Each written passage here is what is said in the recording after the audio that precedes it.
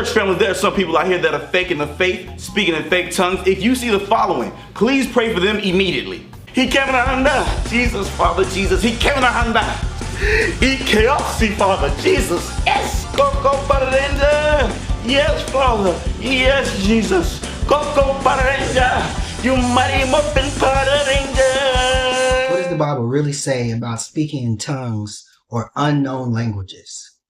I want to ask and answer this question both for those of you who speak in tongues all the time, privately and publicly in church, as well as for those of you who have never spoken in tongues and wonder why other people speak in this way. First, speaking in tongues or unknown languages is not something we have to fake. It doesn't make you more spiritual. It doesn't make you more religious. It doesn't make you more of a Christian. Speaking in tongues is a gift. The Bible makes it clear that we all have different gifts. 1 Corinthians chapter 12 lists speaking in all kinds of tongues and the interpretation of tongues as two gifts. The key here is to understand the difference between a gift from the Holy Spirit and the fruit of the Holy Spirit. The gifts of the Holy Spirit are unique to each individual, and we all have different gifts. So we're all not going to speak in tongues. But the fruit of the Holy Spirit is universal to all believers. And that's the real evidence that the seed of the Holy Spirit has been planted in you. And Galatians chapter 5 verse 22 and 23 lists the fruits of the Holy Spirit. Speaking in tongues is not one of the fruits. It is a gift. And we all have different gifts. Some people speak in tongues because they have the gift.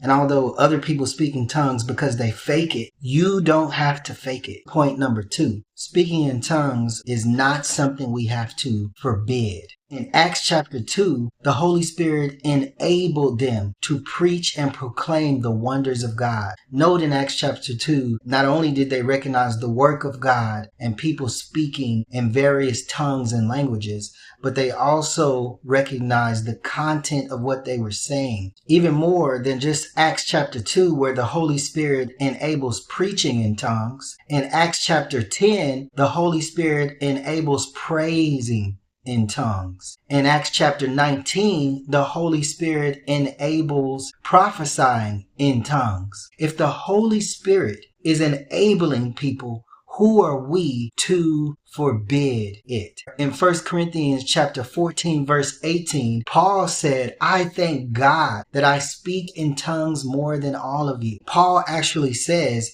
at the end of 1 Corinthians chapter 14, do not forbid speaking in tongues. Point number 3, speaking in tongues and unknown languages is not something we have to fight over. Speaking in tongues is one of the issues that has divided individuals and divided entire denominations and churches from one another. We all have different gifts. And if you desire any gifts, at the end of 1 Corinthians chapter 12, Paul told them to desire the greater gifts. And speaking in tongues was not listed as the greatest gift. The greatest gift is love. Point number 4, speaking in tongues is something we have to focus. The focus, according to the Bible, number 1, should be on prophecy and preaching. In Isaiah 28:11, Isaiah mentioned that God would use strange tongues and foreign languages to speak to people. In Mark chapter 16 verses 15 through 20, Jesus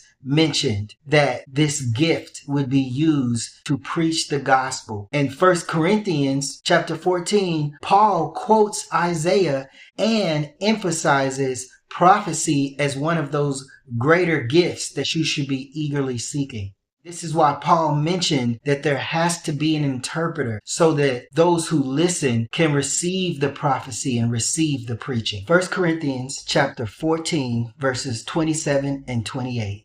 If anyone speaks in a tongue, 2 or at the most 3 should speak, one at a time, and someone must interpret. If there is no interpreter, the speaker should keep quiet in the church and speak to himself and to God. Paul also mentions speaking in tongues as a form of prayer and praising God. He does note that if you are praying to God in an unknown tongue, then you should be praying to God that you can understand this tongue, to make sure you're not cursing God when you think that you are praising God. We don't have to fake forbids or fight over speaking in tongues. We just need to make sure that we're focusing the use of this gift on what the Bible really says.